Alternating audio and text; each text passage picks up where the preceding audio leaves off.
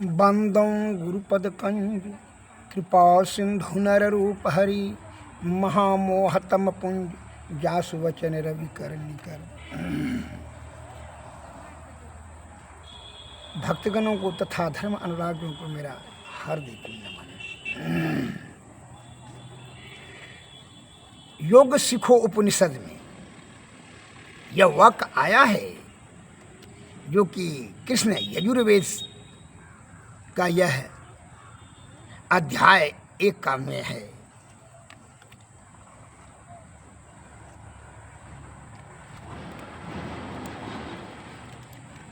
ध्यान से श्रवण करें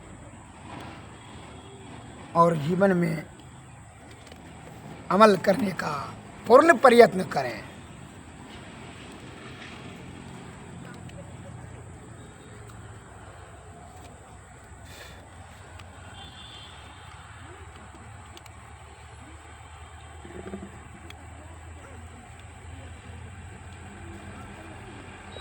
देहे ब्रह्मत्वं मायाते जलानां सैंधवं यथा अन्यताम यदा याति तदा मुक्त स उच्यते।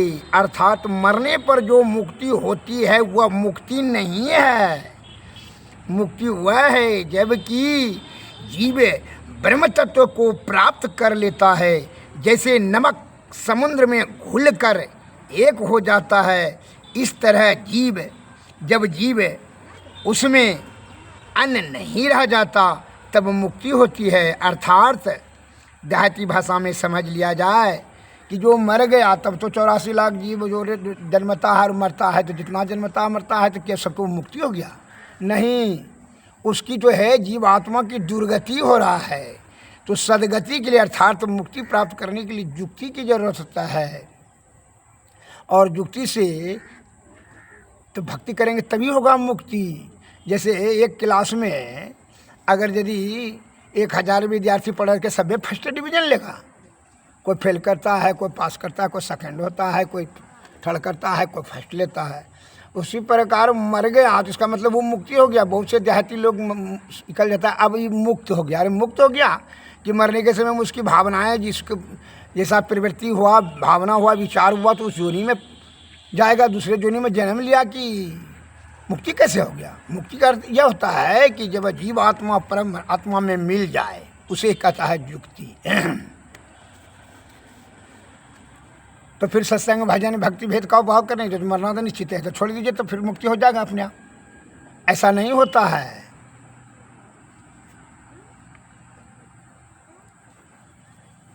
मरने का मतलब है कि मुक्ति नहीं, वो जीवात्मा की दुर्गति।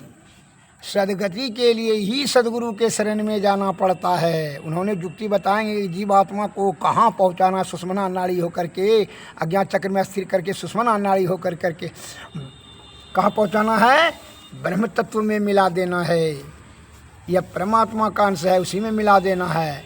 तो ये सुषुम्ना नाड़ी में वो प्रकाश अंधकार प्रकाश शब्द, ये तीनों मंडल के पार जो है वह ब्रह्म है। वह ब्रह्म पर पहुंचाने के लिए तीनों मंडल कैसे पार किया जा सकता है, तो वह सदगुरु ही आपको मार्गदर्शन करेंगे।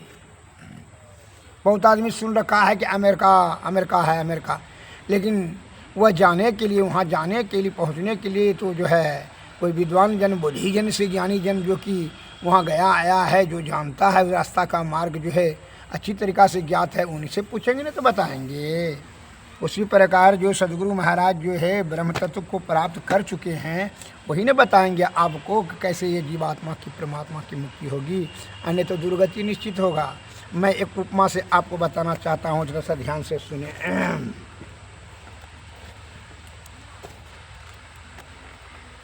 एक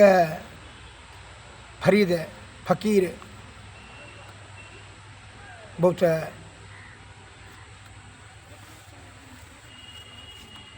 पहुँचे हुए फकीर थे। वह फरीदाबाद में जो वो कहीं जा रहे थे बाजार होकर के तो वेश्यालय जो है वो रास्ते में था, तो वहाँ उसने देखा कि एक घटना कि एक वेश्या ने, सुंदरी वेश्या थी, उसने जो है अपनी नौड़ीदाय को बड़ी लाठी से पीट रही थी, क्रोधित होकर के बहुत पीट रही थी। वह वेश्या बहुत सुंदर थी, तो वह कहती जा रही थी अपनी कामचोरनी, आलसी, और पिटती जा रही थी। वो हमेशा क्षमा मांग रहे थे, क्षमा कीजिए मालकिन, क्षमा कीजिए मालकिन, अब ऐसा गलती नहीं करेंगे, ऐसा गलती नहीं करें। लेकिन ये मान ही नहीं रही थी, पिटती ही जा रही थी। वह फ़कीर साहब को यह घटना देख करके बड़ा दया आया, तो उसने फ़कीर साहब ने जा कर के बोला कि जो छोड़ दो इसका, क्षमा कर दो, ये क्षमा मांग रही है। तो वह सुन करके भी नहीं सुनी। कहा है कि वह रूप मद में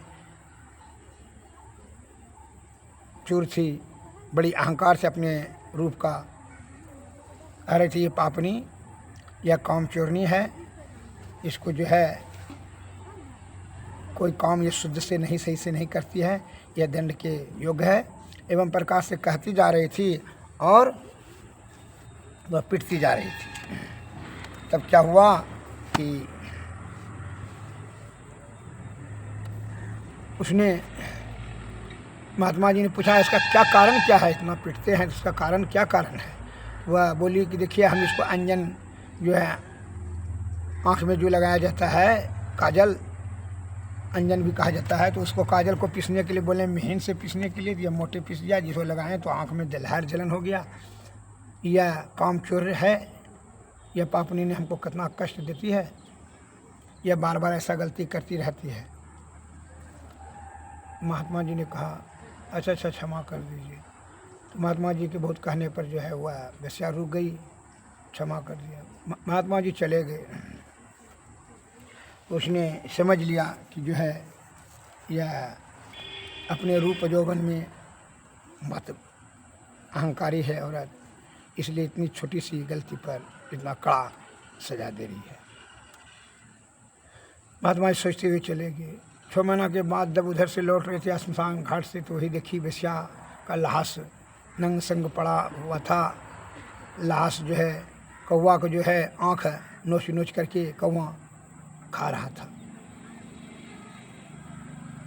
तो महात्मा जी तो चीज पहचान ली। महात्मा जी कहने वही वेश्या है जो है कौवा आँखें खाता है। महात्मा जी यही सोचने लगे कि देखिए,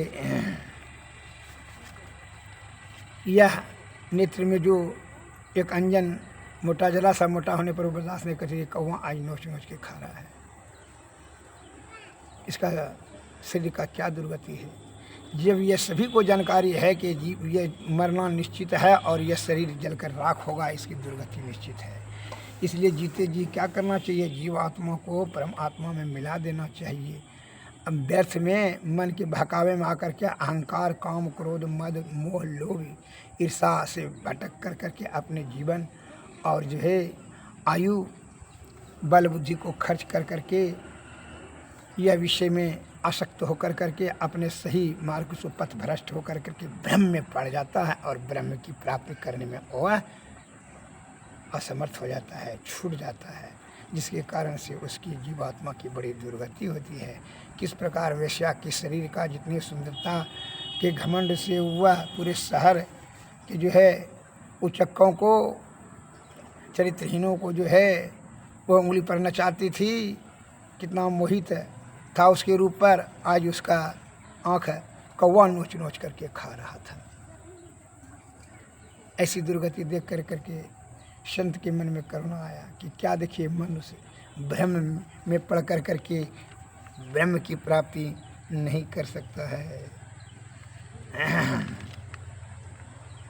इसलिए कहता, उमरिया धोखे में खोई दियो रे, उमरिया धोखे में खोई दियो। 12 बरस बालपन बीते, 20 में जवान भयो, 30 बरस माया के प्रेरे देश विदेश गयो। उमरिया धोखे में खो दियो, 40 बरस अंत जब लग्यो, पाळ्यो मोहनयो धनो धाम पुत्र के कारण निस दिन सोच भयो। बरस 50 कमर भई टेढ़ी सोचत खाट पर यो। लड़का बोहर बोली बोले, लड़का बोहर बोली बोले, बुढ़ऊ मरी न गयो। उमरिया धोखे में खो दियो। बरस 60 70 के भीतर के सफेद भयो। बात पी तो कप किने घेरे नैनन नीर भयो। उमरिया धोखे में खो दियो। ना गुरु भक्ति ना साधु की संगति ना शुभ कर्म कियो। कहीं कबीर सुनो भाई साधु चोला छुटी गयो। उमरिया धोखे में खो दियो। श्री सद्गुरु महाराज कबीरदास की वाणी में है, उमरिया धोखे में खो देते हैं। व्यर्थ में जो है 20 वर्ष तो बालापन में और जो जवान भये तो जो है माया के चक्कर में देश विदेश भेले पड़ते हैं। 40 वर्ष हो गए तो जो है बढ़ियो मोह, परिवार का मोह बढ़ गया और 50 के बाद जो है कमर टेढ़ी हो गई। सोचत खाट परियो, लड़का बोहर बोली, लड़का जो है कठोर बोली बोले, बूढ़ा मरता भी नहीं है। बरस 60 70 के भीतर केस सफ़ेद भयो। बात पीत कब ने घेरा, बात पीत कब से कुपित होकर के रोगाग्रस्त हो जाते हैं और नए नए नीर और रोते रहते हैं। हाय दुख होता है। ना गुरु भक्ति ना साधु की संगति ना शुभ कर्म कियो। कुछ नहीं साधु की संगति किया ना जो भक्ति किए। इसलिए कहते हैं कि सामर्थ्य अवस्था में ही शक्ति जब भिन्न हो जाएगा तो फिर भक्ति भी नहीं कर सकेगा। इसलिए जब तक शक्ति है तभी आप भक्ति कर करके जीवात्मा का परम कल्याण हेतु जो है आप क्या करें, उपाय करें। नहीं तो क्या होगा, मैं तो वन पड़ी चोरन के नगर में, सत्संगी बिना जिहतर शीस, सत्संग में लाभ बहुत है, तुरंत मिलाओ है गुरु से। मूर्ख जन कोई सार न जाने, मूर्ख जन कोई सार न जाने, सत्संग में अमृत बरसे, सत्संग बिना जिहतर से। मैं तो वन पड़ी चोरन के नगर में, सत्संग बिना जिहतर से। शब्द सहीरा पटक हाथ से, मोटी बड़ी कंकर से। कहे कबीर सुनो भाई साधु, सूरत करो वही घर से। मैं तो वन पड़ी चोरन के नगर की, सत्संग बिना जिहतर से। फिर जब बूढ़ा हो जाएगा तो यही कहेगा कि हम चोरन के नगर में आ गए, सत्संग बिना जिहतर से। अब शक्ति ही नहीं रहा। फिर जो है मूर्ख हृदय, मूर्ख जन कोई सत्संग अमृत में वही समझ लेगा कि सत्संग में अमृत का वर्षा होता है। इसलिए बैठे बैठे सोच करके क्या क्या सोचता है, मोरे जियरा बड़ा अंदेशवा मुसाफिर जइयों कौनियो। मोका शहर कहर नर नारी, दुई फाटक घन घोर। कुमति नायक फाटक रोके, परियों कठिन झिक जोर। जइयों कोनियो मोरे जियरा बड़ा अंदेशवा मुसाफिर जइयों कोनियो। मोका शहर कहर नर नारी, दुई फाटक घन घोर। संशय नदी अगाड़ी बहती, विषम धार जल जोर। क्या मनवा तुम गाफिल सोई, हवा मोर न तोर। नित दिन प्रीति करो सहब से, नाहिन कठिन कठोर। काम दीवाना क्रोध है राजा वशे 2500 चूर। सतपुरुष एक वसे पश्चिम दिशि तासों करो निहो। आवे दर्द राह तुहि लावे तब पैयों निज ठोर।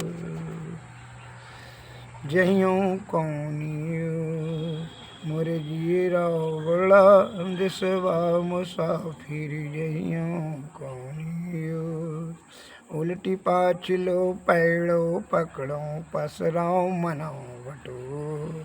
कहे कबीर सुनो वै साधु तब पैयों निज ठोर। जहियों कौनियो मोह का सहरे कहर नर नारी पिपाट के घन घोर। श्री सद्गुरु महाराज की जय। श्री सद्गुरु महाराज की जय।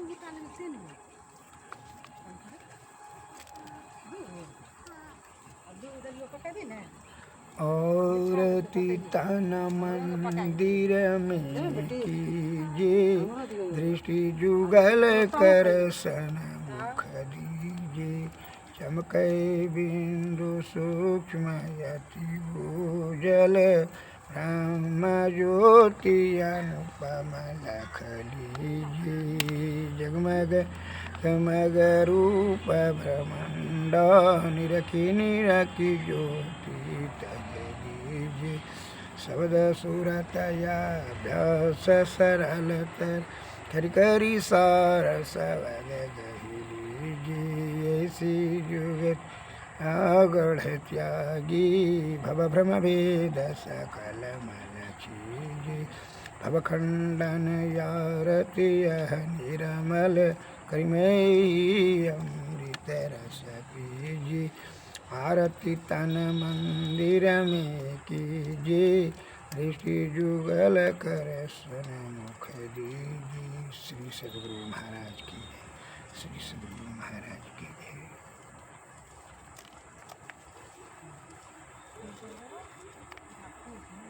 ये हमारे देश की प्यारे भक्तजनों पूर्ण श्रद्धा और पूर्ण विश्वास के साथ गुरु का भक्ति करें। जिस प्रकार मजदूर ने खोदते खोदते धरती को कुआं बनाकर पानी निकाल लेता है, उसी प्रकार गुरु का सेवा करते करते उनकी कृपा से जुक्ति जान लेना, जुक्ति से भक्ति हो जाएगी, अब भक्ति से तब मुक्ति हो जाएगा। गुरु का सेवा करने से बहुत लाभ है, अनंत लाभ है।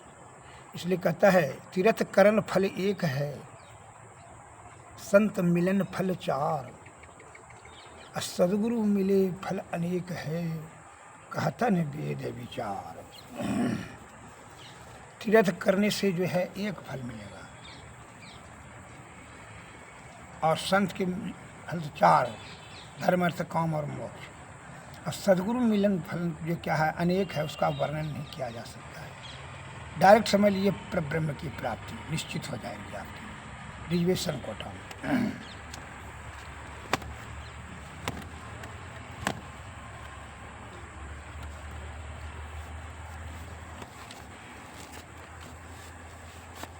एक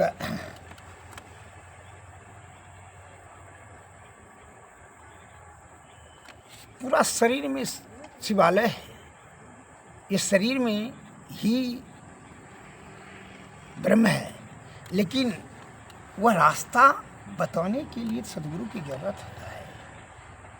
पूरा ब्रह्मांड समाहित है इस शरीर में, लेकिन जानकारी के लिए किस रास्ते से कैसे जाना चाहिए, जीवात्मा को ब्रह्म पर पहुंचाना चाहिए, यही विधि यही युक्ति जानने के लिए जरूरी है। सदगुरु की समाधान यही है। Everything melts before that internal radiance. जो प्रबल जिज्ञासु उनकी सभी समस्याओं की समाधान अंतःकरण इंद्रियों में आत्मा से, आत्मज्ञान से आप विवेक से विचार करके देखिए कि आपको विषय में क्षणभंगुर सुख मिलता है, वही सुख जो कि अंत में दुखदायी होता है। और जो जीवात्मा को जो है ध्यान वाला सुख जो है आपको कितना आपको आनंदित करता है। ध्यान सुख से चेतन जीव को जो है परमात्मा में मिलाने हेतु आपको ब्रह्म प्राप्ति करने के लिए आपको सुषुम्ना नाड़ी, अज्ञान चक्र में सुषुम्ना नाड़ी होकर करके ब्रह्म की प्राप्ति करें। इससे आपका जीवात्मा का परम कल्याण होगा। फिर जोनी जोनी भटकने अटकने का कोई जरूरत नहीं रह जाएगा।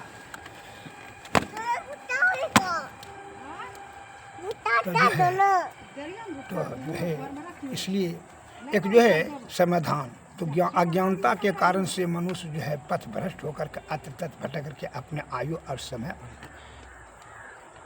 उम्र को ख़त्म कर देता है और उसकी दुर्गति हो जाती है। वह वेश्या कितना खुशी थी कि जो है वह सोच रही थी कि इतना रुपया रोज 1000, 2000, 5000 पर रोज कमा रहे हैं, लेकिन उसका क्या दुर्गति हुआ। वो अगर यदि पहले ही वह लौकिक सुख है जो कि अंत में कष्टदायी होता है, उस सुख को छोड़ करके ब्रह्म प्राप्ति करने के बारे में यदि वह प्रयत्न करती तो वह उसका दुर्दशा है। इसलिए सुख और परम सुख प्राप्त करने के लिए सद्गुरु के शरण में जाइए, तभी यह जीवात्मा का कल्याण होगा। एक दही बेचने वाली जो है, मैं उदाहरण देता हूँ। दही बेचने वाली जेठ बैसाख एकदम तड़तड़िया धूप में वह जा रही थी, दही नहीं बिका, गांव से जो है घूर रही थी।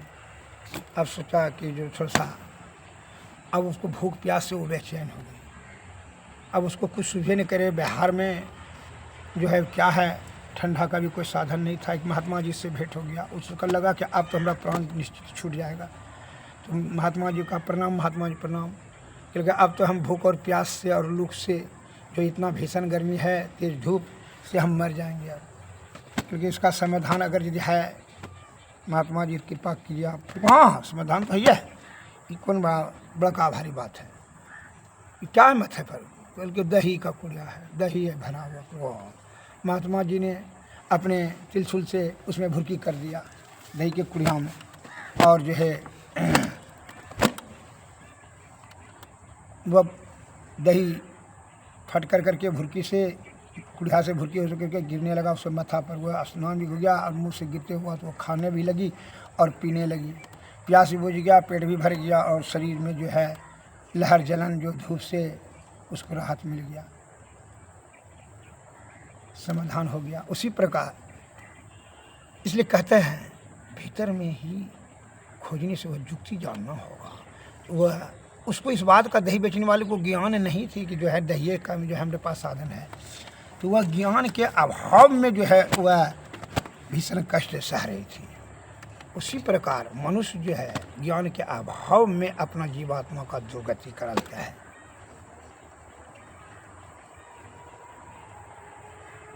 यहाँ ब्रह्म पर है, आप जागृत अवस्था में नेत्र में प्राण वायु रहता है, और स्वप्न अवस्था में कंठ में, और सुप्तावस्था में हृदय में नीचे गिर जाता है। जगता है यहाँ जब आता है तो यह पूरा दुनिया, और उससे कहता है कि यहाँ स्थिर कीजिए किरण को, और ऊपर जो है अंधकार, पहले अंधकार आएगा तब जो प्रकाश आएगा। प्रकाश से जब शब्द मंडल ऊपर जब बढ़ते चला जाएगा, सुषुम्ना नाड़ी में घुसेगा, जब सब अनहद नाद में जाएगा, स्वयं शब्द उत्पन्न होने लगेगा।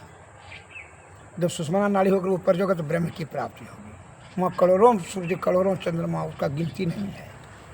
वहाँ परम सुख है, उस सुख का वर्णन आप नहीं कह सकते। वह सुख प्राप्त हो जाने के कारण से फिर जो है, फिर यहाँ आने की जो है कोई ज़रूरत ही नहीं रहेगा जीवात्मा को रास्ता देखने पर।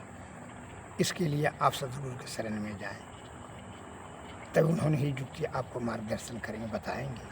जैसे वो महात्मा जी ने दही बांटने वाले को जो है ना, उसका प्राण का रक्षा किया और उसका भूख प्यास तथा लूक से सबको बचा लिया, कड़ी धूप से भी बचा लिया श्री सद्गुरु महाराज। उसी प्रकार सद्गुरु महाराज ने हम लोगों को जीवात्माओं का दुर्गति होने से बचा लेंगे।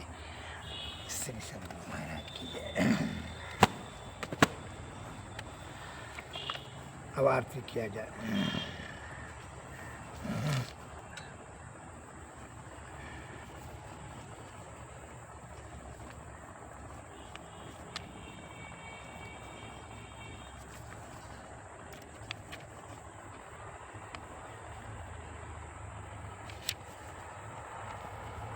आरती तन मंदिर में कीजिए, दृष्टि जुगल कर सन्मुख दीजिए।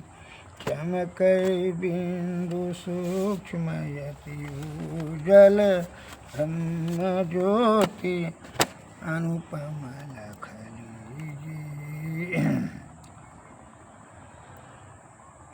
जगमग जगमग रूप ब्रह्मांडा, निरखी निरखी ज्योति तज दीजिए। शब्द सूरत अभ्यस सरलतर, करि करि सार शब्द गही दीजिए। ऐसी जुगति काया गढ़ त्यागी, अब भ्रम भेद सकल मल छीजी। अब खंडन यारति यह निर्मल, करि में ही अमृत रस पीजिए। आरती तन मंदिर में कीजिए, दृष्टि जुगल कर सन्मुख दीजिए। श्री सद्गुरु महाराज, श्री सद्गुरु महाराज, सद्गुरुदेव नमः, नमस्कार, जय हिंद।